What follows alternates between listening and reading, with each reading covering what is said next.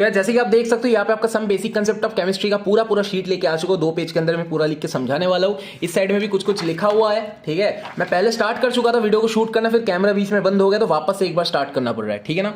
यहाँ पे आप जैसे कि देख सकते हो कि यार एलिमेंट्स के बारे में सबसे पहले बात करेंगे। सबसे पहले आपको 1 to 20 एलिमेंट सारे के सारे रटे होने चाहिए। क्या क्या है? Hydrogen, helium, lithium, beryllium, boron, carbon, nitrogen, oxygen, fluorine, neon, फिर आपका sodium, magnesium, aluminium, silicon, phosphorus, sulphur, chlorine, argon, और फिर क्या है आपका पोटेशियम, कैल्शियम, ठीक है। सबसे पहले आपको याद रखना है कि यार 5 एक्सेप्शन है, ये 5 एक्सेप्शन को सबसे पहले याद रखा करो। क्या है? हाइड्रोजन के लिए क्या होगा? 1 होगा। बेरिलियम के क्या होगा? 9 होगा। नाइट्रोजन के लिए क्या होगा? 14 होगा। फिर आप देख सकते हो क्लोरीन के लिए क्या होगा? 35.5, और ये आपका बेसिकली 40 होगा। ये आपका क्या है? Z मतलब एटॉमिक नंबर, A मतलब क्या हो जाता है? A मतलब होता है मास, ठीक है। तो जिस केस में आपका इवन है ना, ये तो आपका 5 एक्सेप्शन हो गया जो मैंने आपको बता दिया।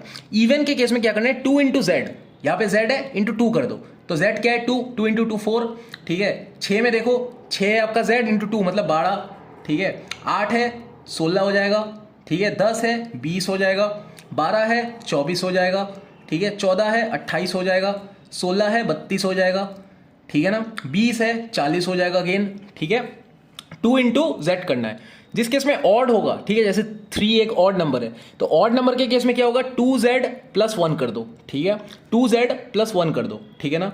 2Z मतलब क्या? 2 into 3 6 प्लस 1 7, ठीक है। फिर देखो ये आपका जैसे 5 था, ऑड है, ठीक है। 2 into 5 10 प्लस 1 11 हो जाएगा, ठीक है। फिर देखो 9 into 2 क्या होता है? 18 प्लस 1 19 हो जाएगा, ठीक है। 13 into 2 26, और यहाँ पे आपका क्या हो जाएगा? 27 हो जाएगा। 11 into 2 22, फिर क्या हो जाएगा? 23 हो जाएगा इस केस में, प्लस 1 करते जाओ। फिर देखो 15 into 2 30 प्लस 1 क्या हो जाएगा? 31 हो जाएगा, ठीक है ना। 19 into 2 38 प्लस 1 39 हो जाएगा, ठीक है। तो ये आपको याद कर लेने एलिमेंट्स 1 से 20 तक, इसके सारे Z मतलब एटॉमिक नंबर, फिर इसका मास, ठीक है ना। ये दोनों चीज आपको पता करना है। फिर हम आगे बात करते हैं कि कुछ बेसिक पार्टिकल्स, जैसे कि आपको पता है neutron, proton, electron, positron, alpha particles को किस तरीके से डिनोट करते हैं? अल्फा 2+, ठीक है। पॉजिट्रॉन को कैसे करते हैं? E+, इसको E, इसको P, इसको N, आपको पता है। इसका चार्ज के बारे में देखो, बेसिकली चार्ज इसका क्या होता है? 0 होता है न्यूट्रॉन का। इसके केस में, प्रोटॉन के केस में +E, इलेक्ट्रॉन के केस में -E, पॉजिट्रॉन के केस में +E, और अल्फा के केस में आपका +2E होता है, ठीक है ना।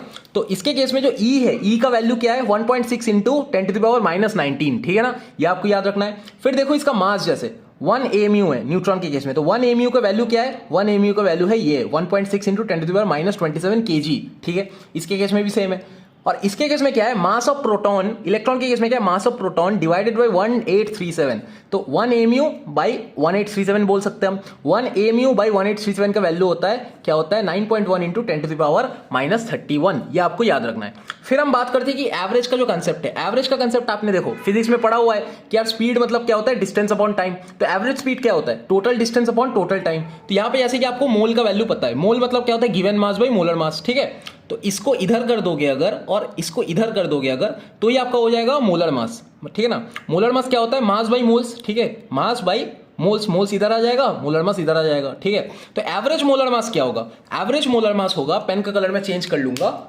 एवरेज मोलर मास आपका हो रहा होगा, यहां पे क्या होगा? Total mass upon total mole, ठीक है। Total mass upon total moles, ठीक है ना। ये आपका हो गया। फिर हम बात करते हैं, ये एवरेज का कंसेप्ट था। फिर हम बात करेंगे थोड़ा बहुत एक्सपोनेंट्स के बारे में। बहुत सारे एक्सपोनेंट है, ठीक है। x⁴ इंटू x⁵b, इसके केस में आपका एक्सपोनेंट का क्या लिखोगे आप?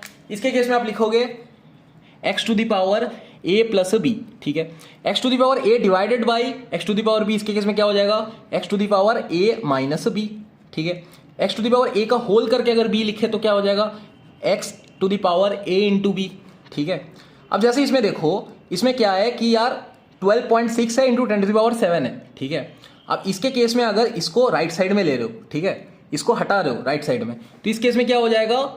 जैसे कि हो जाएगा आपका 126 इंटू, यहाँ पे क्या हो जाएगा? 10⁻7 है ना, ये जो आपका 7 है ये आपका बढ़ जाएगा एक, ठीक है, 10⁸ हो जाएगा, माफ करना 10⁸ हो जाएगा, ठीक है। अब जैसे इसको अगर इस साइड पे लेके जाओगे तो यहाँ पे 2 है, ठीक है, इसको इस साइड पे लेके गए तो इसके केस में क्या हो जाएगा?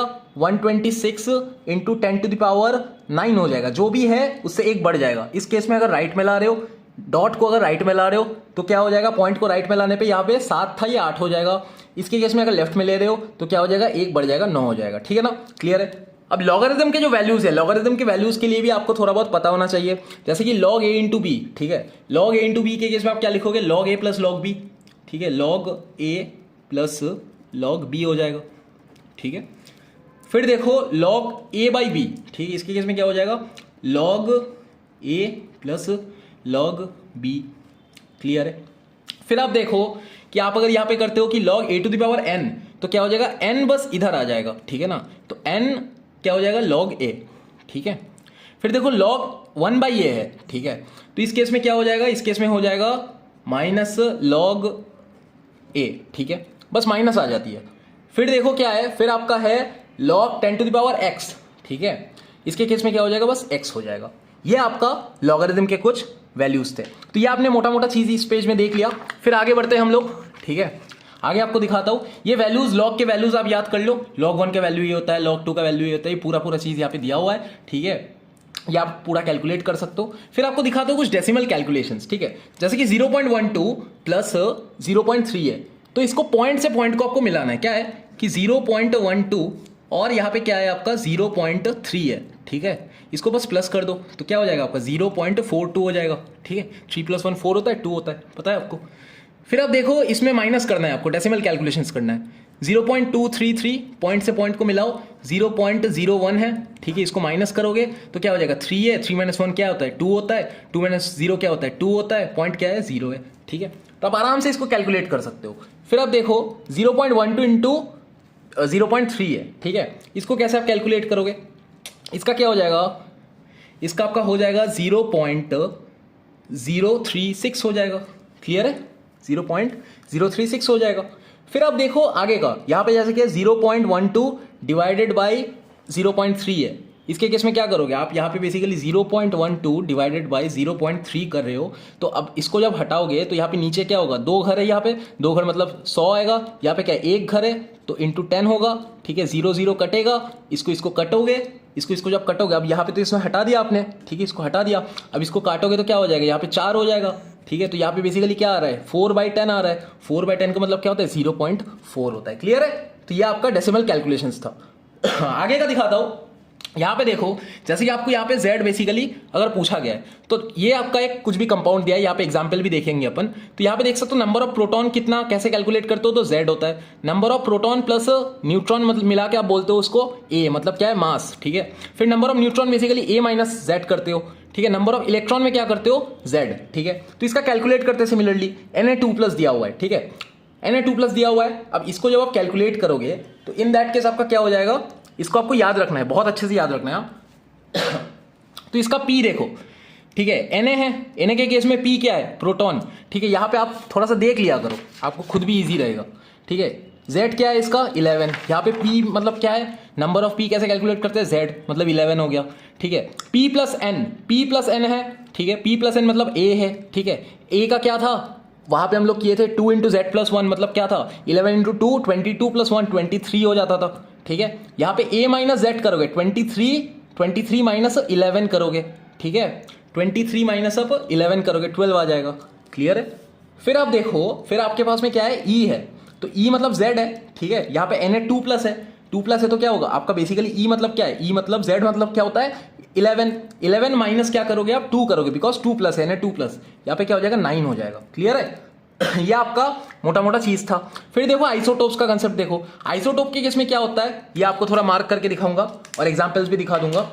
आइसोटोप के केस में क्या होता है, इसके केस में होता है सेम प्रोटॉन, ठीक है, डिफरेंट न्यूट्रॉन। ठीक है, इसके केस में क्या होता है, same proton plus neutron, isobars के केस में, और डिफरेंट प्रोटॉन होता है। ठीक है, एग्जाम्पल बहुत इंपॉर्टेंट है, बहुत इंपॉर्टेंट है, आर्गॉन और कैल्शियम दोनों का यहाँ पे 40 होता है। ठीक है, यहाँ पे आप देख सकते हो कि आइसोटोन्स क्या होता है यार, सेम न्यूट्रॉन। ठीक है, इसका एग्जाम्पल अगर मैं बताऊं तो जैसे कि यहाँ पे दोनों पे क्या हो जाएगा, +2 हो जाएगा, ऊपर भी जितना प्लस हो रहा है नीचे भी उतना प्लस हो रहा है, वो क्या होता है, आइसोटोन होता है। ठीक है, अब आइसो इलेक्ट्रॉनिक भी बहुत इंपॉर्टेंट है, इसमें क्या होता है, सेम इलेक्ट्रॉन्स होता है। अब इसका एग्जांपल आप देख सकते हो O2-, F-, फिर आपका सोडियम हो गया Na+, फिर आपका हो गया मैग्नीशियम 2+। ठीक है, ये आपका मोटा मोटा था फर्स्ट पेज में।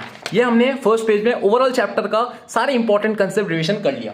अब एक लास्ट इंपॉर्टेंट टॉपिक बचा रह गया है इसके अलावा भी बहुत सारा चीज़ है, लेकिन मोटा मोटा सारी इंपॉर्टेंट चीज़ें मैंने आपको दिखा दिया। ये जो है लास्ट एक इंपॉर्टेंट चीज़ है जो मैं आपको दिखा के खत्म करूंगा इस एपिसोड को, लिस्ट ऑफ वैलेंसीज। ठीक है, लिस्ट ऑफ वैलेंसीज में बेसिकली आपको इस तरीके से इसको चार्ट बना लेना है। ये आपका पीरियोडिक टेबल है, ये +1 होगा, इसका वैलेंसी +2 होगा, इसका क्या होगा +3 होगा, इसका क्या होगा +4 होगा। ठीक है, फिर उल्टा तरीके से गिनो, क्या होगा -3 होगा, -2 होगा, फिर -1 होगा, फिर ये 0 होगा। ठीक है, तो इसको कैलकुलेट कर लिए, आपका पूरा चार्ट बन गया। अब आप क्या कर सकते हो, अगर आपको ये पता है, ये अगर आपको पता है तो आप क्या कर सकते हो, कंपाउंड्स का नेमिंग कर सकते हो। ठीक है, कंपाउंड्स का आप नेमिंग कर सकते हो, जैसे कि यहाँ पे क्या है, एल्यूमिनियम है और ऑक्सीजन है। एल्यूमिनियम का पता है आपको +3 है। ठीक है, +3 आप देख सकते हो, एल्यूमिनियम +3 है, तो +3, और ऑक्सीजन क्या है -2 है, ऑक्सीजन क्या है -2 है, -2 है, तो इसका इधर आ जाएगा 3, इसका इधर आ जाएगा 2। ठीक है, तो Al2O3 नाम बना लिए। NaSO4 है। ठीक है, NaSO4 है, Na क्या है, सोडियम +1। ठीक है, SO4 क्या है -2। ठीक है, SO4 क्या है, SO क्या है -2, तो यहाँ पे क्या आ जाएगा 1, यहाँ पे क्या आ जाएगा 2। ठीक है, तो क्या लिख सकते हैं, Na2, माफ करना, Na2SO4। क्लियर है, Na2SO4। इस तरीके से आपको कुछ चीजें बनाना है। तो ये हमारा पहला एपिसोड था जिसके अंदर में हमने some basic concept of chemistry का एक छोटा सा रिवीजन किया। इसके बाद में हम लोग और चैप्टर्स देखने वाला है। आई होप आपको वीडियो पसंद आई होगी। अगर आपको ये वीडियो पसंद आए, डेफिनेटली चैनल को सब्सक्राइब करके रखो। बहुत सारे एपिसोड आने वाले, पूरा केमिस्ट्री में कवर करवाने वाला हूं, और ऐसे छोटे छोटे वीडियोस के माध्यम से बहुत तगड़ा नोट्स बना के आपके लिए मैं वीडियोस ला दूंगा। ठीक है, अगर आपको ये सारे नोट्स भी चाहिए तो मेरे को डेफिनेटली कॉमेंट करके बताना, आपके लिए नोट्स भी आगे हम लोग अपलोड कर रहे होंगे। तब तक के लिए यार वीडियो को लाइक कर देना। मिलते हैं हमारी आउट्रो पे।